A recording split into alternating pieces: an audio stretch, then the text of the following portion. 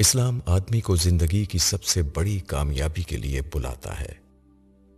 جس کے دل میں یہ بات اتر گئی ہو، کیسے ممکن ہے کہ وہ شخص غیر متعلق کام میں یا کمتر درجے کے مقاصد میں اپنا وقت ضائع کرے۔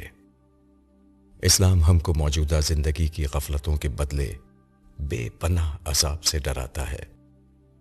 جو شخص فی الواقع اس خبر پر ایمان لایا ہو، کیسے ممکن ہے کہ آپ اس کو بے فکری کے ساتھ قہقہہ لگاتا ہوا پائیں۔ اسلام کہتا ہے کہ تمہارے اوپر ایک عظیم رب ہے جو ہر وقت تمہیں دیکھ رہا ہے۔ جو شخص اس حقیقت کو مانتا ہو، کیسے ممکن ہے کہ وہ ایک لمحے کے لیے بھی ایسے مشاغل میں مصروف ہونا پسند کرے جس کی اللہ ذوالجلال کے نزدیک کوئی قیمت نہ ہو۔ اسلام کہتا ہے کہ تمہاری زندگی بالکل غیر یقینی ہے۔ کسی بھی وقت موت کے فرشتے تمہاری گرفتاری کے لیے پہنچ سکتے ہیں۔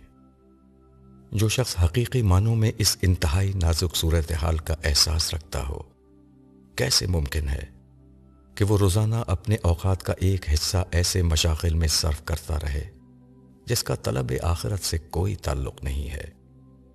جو شخص اللہ سے ڈرتا ہو، اس کے لیے ممکن نہیں ہے کہ ایک کام کو مہینوں اور سالوں کرتا رہے اور اس کو احساس نہ ہو کہ وہ ایک غلطی کو دہرا رہا ہے۔